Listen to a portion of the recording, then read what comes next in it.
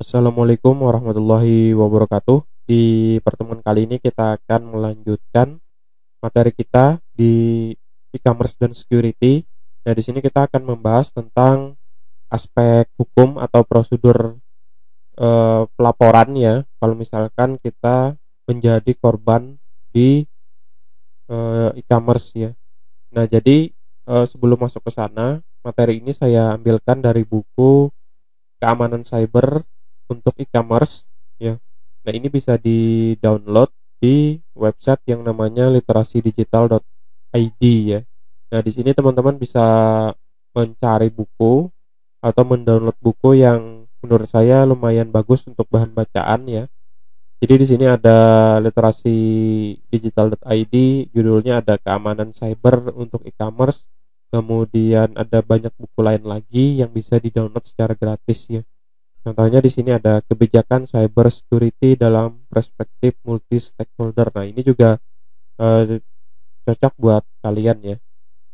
Nah, nanti silakan di-download aja, silakan cari-cari bahan bacaan yang lumayan ringan ya untuk Untuk orang awam ya, untuk umum di website ini ya. Nah, di sini kita akan membahas tentang ancaman kita akan membahas tentang prosedur ya, prosedur pelaporan ya. Jadi di sini ada di bab 4 ada yang namanya prosedur pelaporan dan aspek hukum. Nah, kenapa ini perlu kita bahas?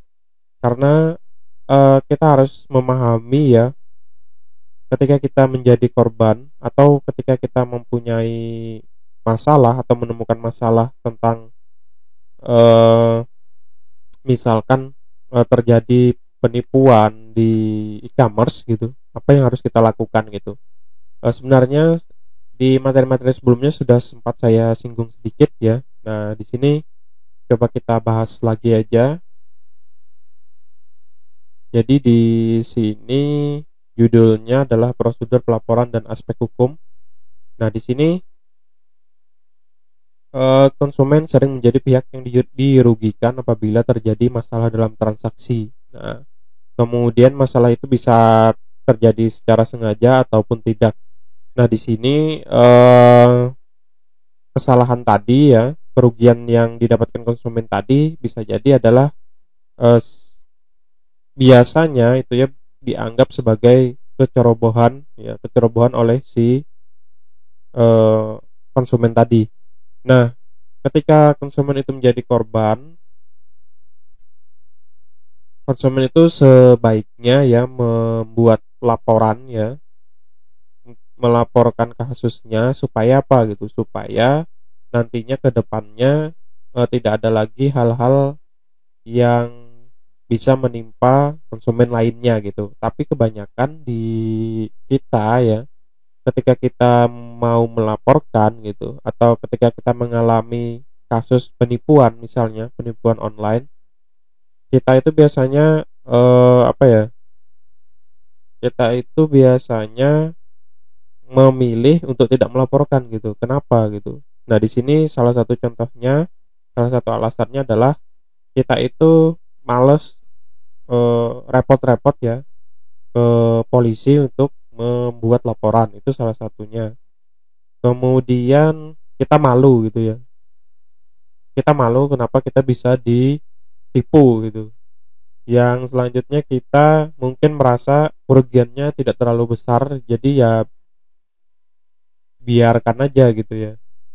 Karena kerugian yang tidak terlalu besar, ya kita anggap itu sebagai ini aja, sebagai mungkin ya sebagai pelajaran gitulah ya. Tapi itu sebenarnya kurang tepat ya. Kemudian yang terakhir itu tidak tahu bagaimana cara melaporkannya. Nah, ini adalah beberapa alasan yang biasanya ada di konsumen yang mendapatkan kasus seperti penipuan ya. Nah, kemudian ini tadi, ketika kita tidak melaporkan kasus ini, maka si pihak penipu ini bakalan semakin merajalela ya. Walaupun misalkan kita kerugiannya cuma 100.000 ya, atau di bawah 100.000, tapi kalau misalkan yang ditipunya itu misalkan lebih dari ratusan atau ribuan, otomatis si penipu ini juga bakalan mendapat keuntungan yang sangat besar ya. Nah, kemudian eh, makanya itu ya, seharusnya ketika kita mengalami penipuan seperti ini, atau kita menemui konsumen yang mengalami penipuan seperti ini, setidaknya kita harus membuat laporan ya, atau melaporkan yang sudah kita alami di sini ya. Nah, kemudian cara melaporkannya itu bagaimana gitu? Cara melaporkan tindak kejahatan cyber itu seperti apa? Nah, jadi ada beberapa langkah yang harus kita siapkan ya, harus kita ikuti untuk melaporkan ya, atau membuat laporan ke pihak yang berwajib. Nah, di antaranya di sini adalah kita harus siapkan dulu bukti-bukti transaksi ya, karena ini sangat penting untuk verifikasi ya. Jadi bukti-bukti transaksi itu bisa jadi email notifikasi, kemudian percakapan di sosial media, bisa di WhatsApp atau Line ya, atau sejenis sosial media lainnya. Kemudian kita sertakan juga nama akun, username ya, riwayat login, kemudian semua data-data yang diberikan pelaku penipuan ya, misalkan ya kayak si penipu ini mengirimkan bukti apa ke tempat kita, atau mengirimkan sesuatu ke tempat kita. Nah, itu juga kita harus simpan ya. Nah, ini harus kita siapkan juga gitu. Kemudian ada bukti transfer. Bukti transfer ini juga penting ya. Kemudian setelah kita siapkan ini, nah ini nanti yang dijadikan bahan untuk pihak kepolisian untuk melakukan pelacakan ya. Nah, mungkin sebenarnya biasanya juga ketika kita tidak melaporkan ke pihak yang berwajib ya, kita juga sebenarnya bisa melakukan report ya. Kalau misalkan kita merasa cukup, mungkin kita harus report aja akunnya di salah satu sosial media atau di marketplace ya, tempat kita bertransaksi, ke pihak marketplace-nya. Kalau misalkan contohnya penipuan terjadi di Tokopedia misalkan, nah kita report aja mungkin akunnya ke pihak Tokopedia ya. Tapi untuk melakukan report tadi itu juga kita harus mempersiapkan bukti-bukti ya. Nah, tapi efeknya apa gitu kalau kita sudah melakukan report? Emangnya selanjutnya apa gitu? Mungkin ya di Tokopedia, akunnya mungkin bakalan dihapus ya, atau bakalan di-banned gitu. Tapi tidak menutup kemungkinan lagi si pelaku ini juga membuat akun lain yang membuat akun lain lagi di marketplace yang sama gitu. Jadi itu cuma kayak semacam menutup satu pintu aja buat si penipu, padahal dia masih punya banyak pintu-pintu yang lainnya. Nah, selain itu juga, selain kita mereport akunnya, kita juga harus melihat atau kita juga bisa melakukan report terhadap nomor rekeningnya ya. Kan biasanya ada waktu transfer itu ada nomor rekeningnya. Jadi kita bisa melaporkan nomor rekeningnya juga, di contohnya melaporkan, saya namanya lupa ya. Nah, di sini ada salah satunya cekrekening.co.id atau credible.co.id ya. Nah, di sini kita bisa melihat, atau di cek rekening ini nanti kita bisa lihat nah ini sebenarnya sebelum kita melakukan transaksi ya, kita juga bisa melakukan pengecekan ya, apakah si rekening yang dikirimkan oleh si penipu itu masuk dalam daftar yang rekening bermasalah atau tidak gitu. Nah, jadi kita bisa melakukan ininya dulu, pengecekan dulu di cekrekening.id ya. Kemudian kita juga bisa melaporkan ya penipuan yang terjadi di tempat kita atau yang penipuan yang dialami oleh konsumen lainnya. Jadi di sini kita bisa lihat ya beberapa laporan yang mungkin kita lihat dulu di sini. Nah, di sini kita harus login ya. Nah, tapi di sini kalau kita lihat di depan tadi, jadi kita kalau nanti kita sudah register, kita bisa lihat rekening mana saja yang dilaporkan, kemudian alasannya kenapa gitu. Nah, tapi ini juga sebenarnya bisa jadi bumerang ya. Bumerangnya gimana gitu ya. Jadi ini kan kita melaporkan untuk rekening si penipu gitu ya. Nah, kalau orang yang mau berbuat jahil ya ke usaha kita misalkan ya. Nah, kalau orang yang mau berbuat jahil ke usaha kita, bisa jadi rekening kita yang malah dilaporkan di sini gitu ya. Jadi misalkan rekening kita dilaporkan sebagai rekening penipu. Nah, itu bisa jadi ya. Nah, ujung-ujungnya nanti rekening kita bakalan diblokir ya. Nah, itu semacam apa ya? Semacam eh, sisi lain ya, sisi lain dari pelaporan seperti ini gitu. Nah, tapi biasanya di sini kita cukup masukkan nomor rekening aja ya. Ini kita bisa langsung kita cek. Nah, biasanya ini kan ada di mana? Kalian mungkin juga pernah dapat di SMS gitu ya. Di SMS. Jadi dia silahkan transfer ke rekening ini gitu. Nah, kalian cek aja di sini nomor rekeningnya, kira-kira dia apakah ada yang melaporkan eh, hal tersebut atau tidak ya. Nah, ini tadi kita bisa laporkan di sini ya. Kita bisa cek dulu di cekrekening.id atau di credible.co.id ya. Nah, tapi yang di cekrekening.id ini di sini ada keterangannya ya.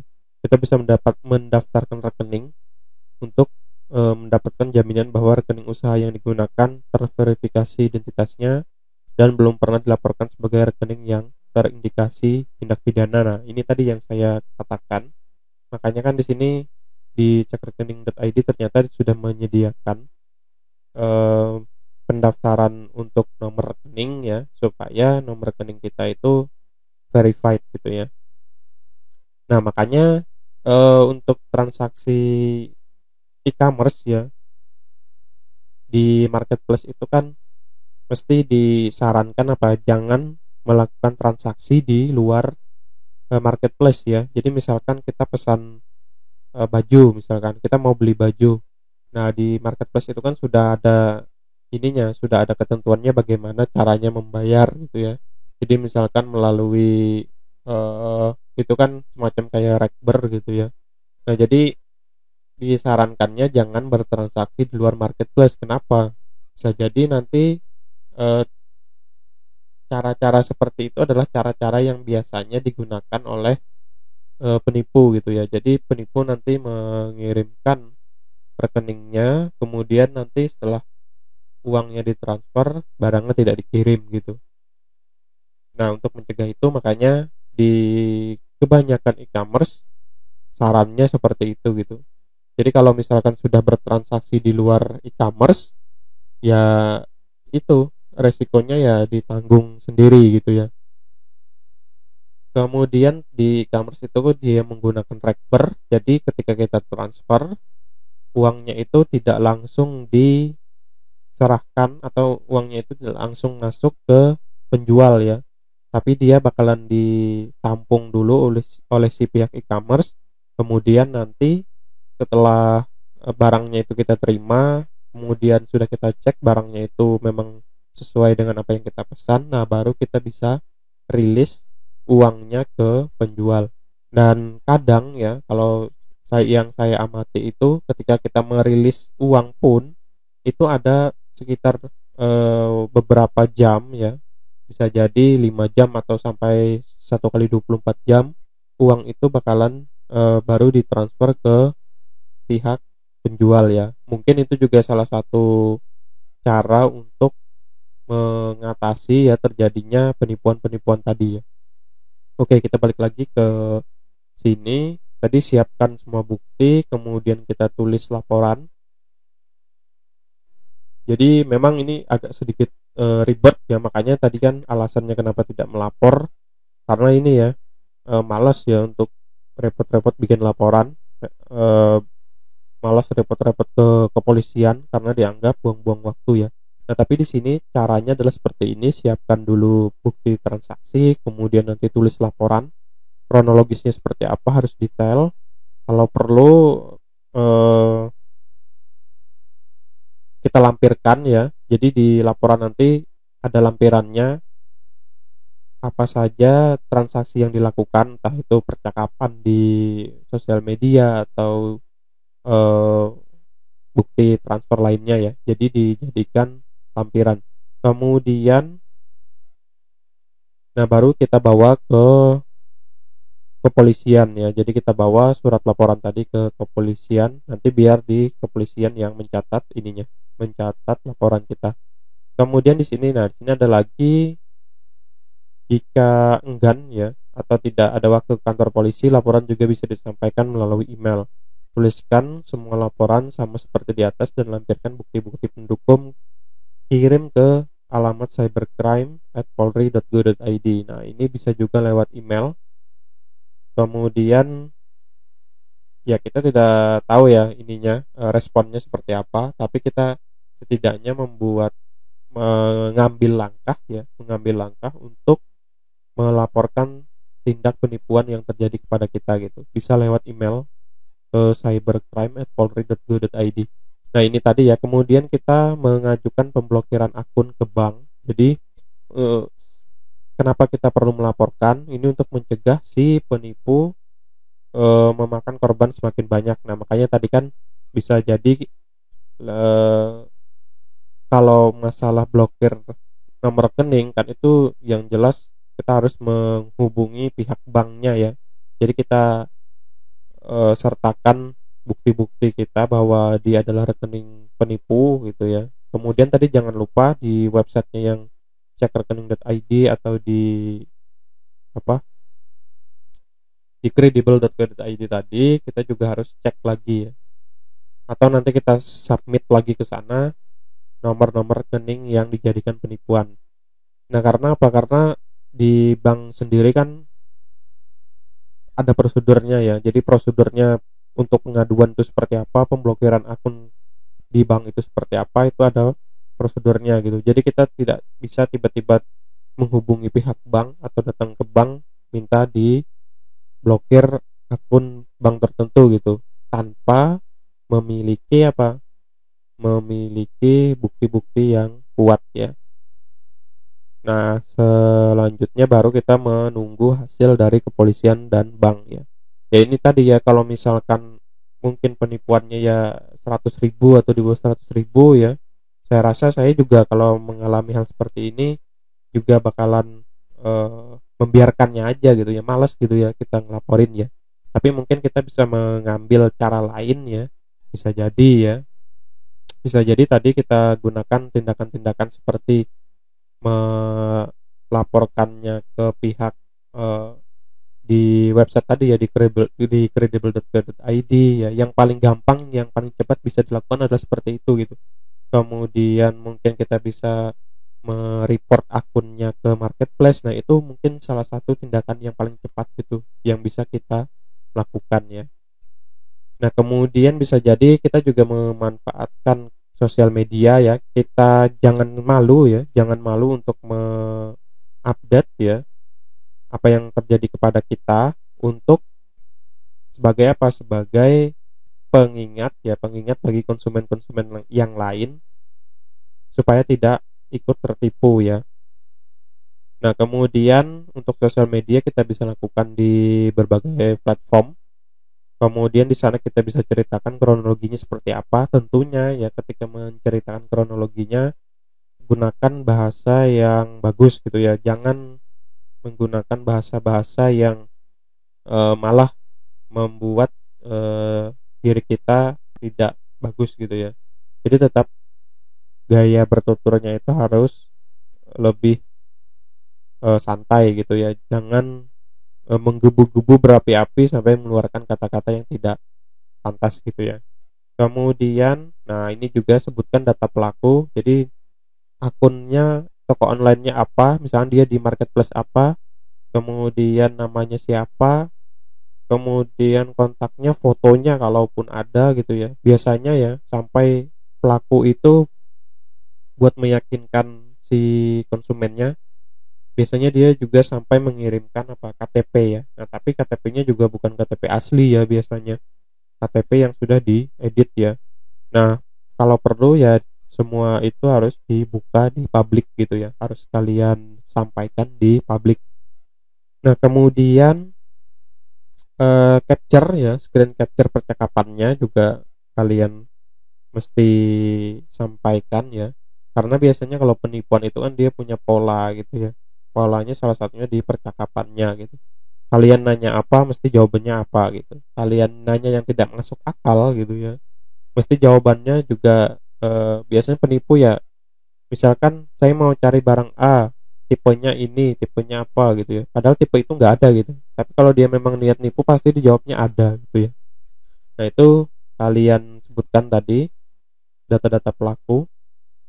Nah, makanya yang biasanya seperti ini kan yang ada yang dapat kebanyakan itu yang konsumen yang tertipu itu biasanya kalau misal kita membelinya di semacam kayak marketplace tapi di sosial media, misalnya kayak di Facebook. Nah, di Facebook kan kita mau memverifikasinya seperti apa gitu ya.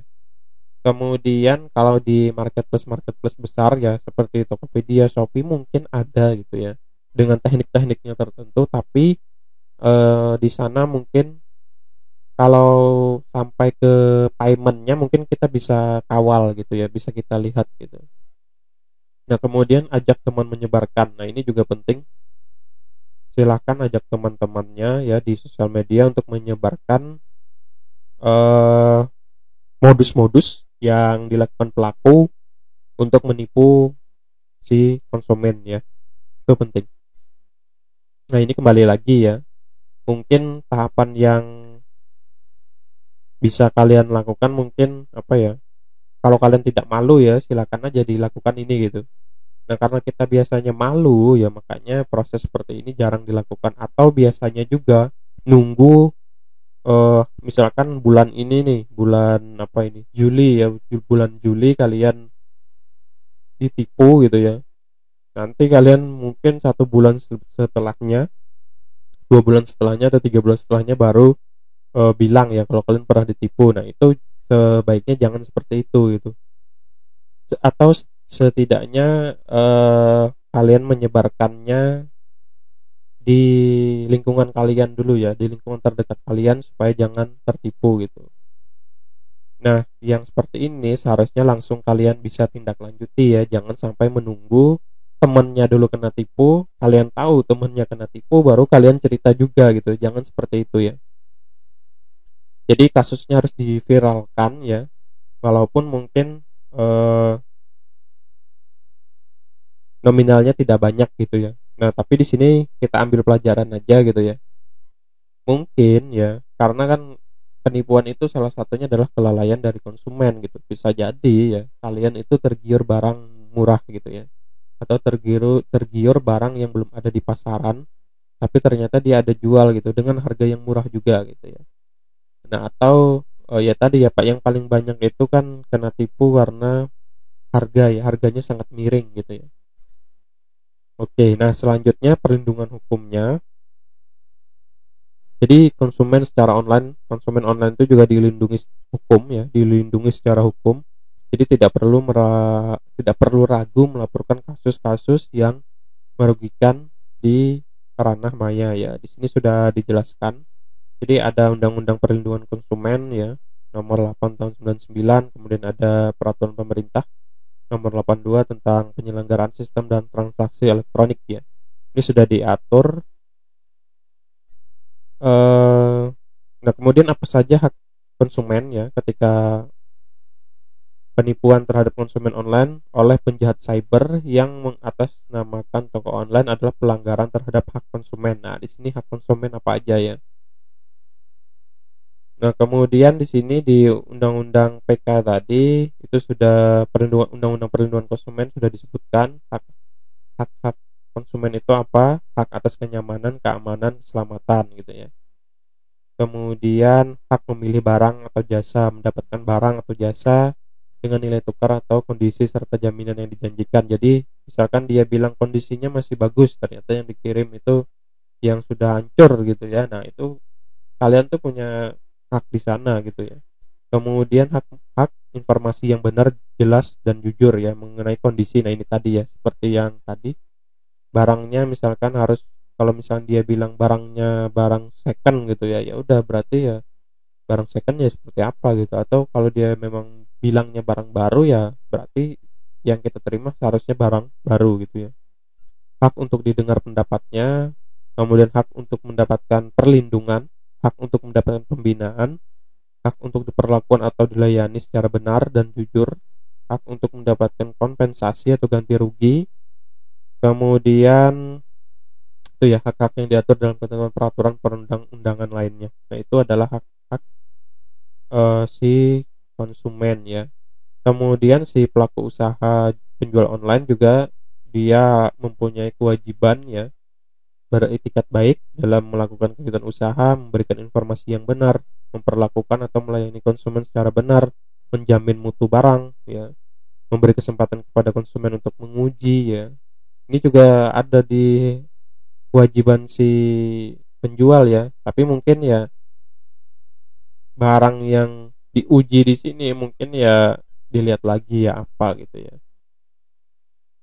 Kemudian memberi kompensasi ganti rugi ya. Kemudian ada, oh ya ini sampai sini ya, sesuai kompensasi yang sesuai dengan perjanjian ya. Nah, di sini contohnya barang yang tidak sesuai dengan yang dijanjikan. Jadi kasus yang paling banyak biasanya barang yang dikirimkan tidak sesuai gitu ya.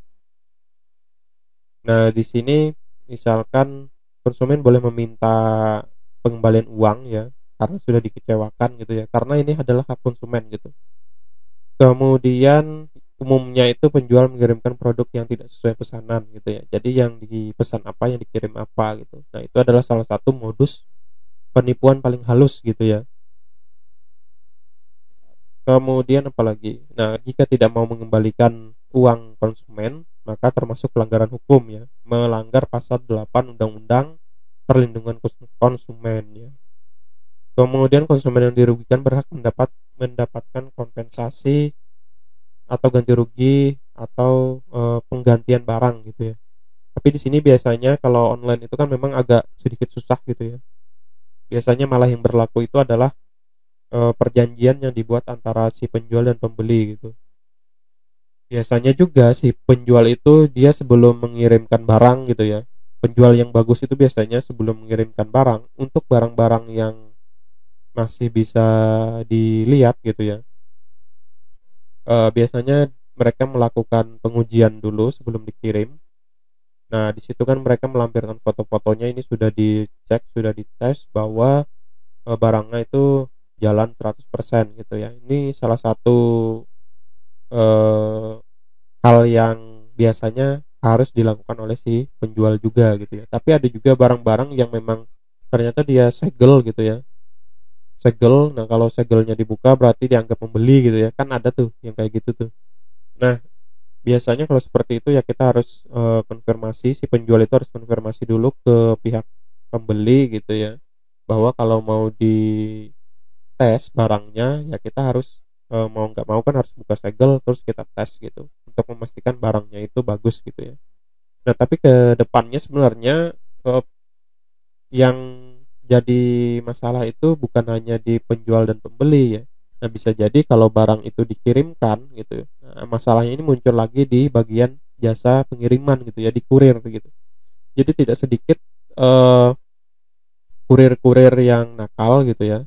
Jadi kurir-kurir yang nakal menggunakan eh, peluang ini gitu ya untuk mengambil keuntungan di barang tadi ya. Bisa jadi mungkin kalian juga pernah dengar gitu ya, atau pernah membaca barangnya itu semacam misalnya paketnya sudah dibungkus tapi ternyata pas sampai itu barangnya seperti bungkusnya seperti apa, terbuka gitu ya. Nah, bungkusnya seperti terbuka, mungkin sudah ada yang nyoba ngecek gitu ya, di dalamnya itu isinya apa gitu. Nah, itu kita tidak bisa menyalahkan si pembeli ya, karena barang itu kan sudah masuk ke bagian jasa pengiriman gitu ya. Nah, di jasa pengiriman ini pun biasanya ada oknum-oknum ya yang memanfaatkan keadaan ini gitu. Dan itu pun biasanya kalau sudah seperti itu ya susah gitu ya, karena urusannya kan dengan jasa pengiriman gitu. Makanya ketika barang itu dikirim, sebenarnya si penjual itu juga harus bisa transparan gitu ya, isinya apa gitu. Kadang juga mereka melakukan barang itu dibuka gitu ya, atau dilihat dilihat dibolongin misalkan paketnya. Kadang itu juga mungkin niatnya adalah untuk memastikan isi barang gitu ya. Nah, tapi kalau misalkan si penjual misalkan sudah jujur di awal, isinya itu misalkan barangnya apa, kemudian nominalnya berapa, nilainya berapa. Nah, nanti mungkin ya itu kan untuk tanggung jawab si jasa pengirimannya juga lebih mudah gitu ya. Jadi, tapi kan biasanya ada juga yang request ya barang itu jangan sampai ketahuan misalkan isinya apa gitu ya. Nah, nah, oke. Nanti bisa dibaca lagi di sini ya. Yang jelas transaksi online tadi itu dilindungi oleh hukum. Kemudian nanti di sini juga ada kewajiban-kewajiban yang mesti dijalankan oleh si penjual. Kemudian ada hak-hak juga yang bisa dilakukan oleh si konsumen ya, melalui Undang-Undang Perlindungan Konsumen tadi ya. Nah, oke, ini saja ya. Nah, di sini juga satu contoh lagi, konsumen itu bisa melakukan yang namanya gugatan ya terhadap oknum toko online apabila di sini misalkan ketika sudah melakukan perjanjian gitu ya, ternyata di sana ada kelalaian, contohnya tidak melakukan apa yang disanggupi atau tidak melakukan apa yang disanggupi sebelumnya, kemudian melaksanakan apa yang dijanjikannya tapi tidak sebagaimana yang dijanjikan, melakukan apa yang dijanjikan tapi terlambat, melakukan sesuatu yang menurut perjanjian tidak boleh dilakukannya. Nah, ini si konsumen bisa melakukan gugatan ya. Jadi kalau kalian tidak mau repot yang seperti ini, nah silahkan ketika berbelanja online ya silahkan gunakan eh, akal sehatnya gitu ya. Jadi jangan tergiur barang murah, jangan tergiur barang diskon-diskon yang besar gitu ya, jangan tergiur barang-barang yang misalkan belum beredar di Indonesia tapi di salah satu toko tersebut sudah jual gitu. Nah, jangan tergiur yang seperti itu ya. Kemudian ya itu tadi harus dilihat lagi toko onlinenya itu track recordnya seperti apa, biasanya ada testimoninya dibaca ya. Biasanya di sana juga kita bisa mendapatkan pengetahuan gitu ya. Jadi ada juga yang misalkan kayak barang yang dipesan apa, yang dikirim apa. Nah, biasanya si konsumen itu ya, itu paling cepat mungkin bisa memberitahu, salah satu caranya memberitahu konsumen lain ya lewat si kolom eh, feedback tadi ya, atau kolom komentar tadi ya. Nah, itu juga harus kalian baca gitu. Jadi berbelanja atau bertransaksi online lah dengan bijak, dengan benar, dan menggunakan akal sehat ya. Oke, sekian dari saya untuk materinya ini, nanti bisa kalian download di literasidigital.id, kalian bisa baca-baca contoh-contohnya di sana. Untuk keamanan cyber di e-commerce itu ada apa aja ya. Oke, sekian, terima kasih. Assalamualaikum warahmatullahi wabarakatuh.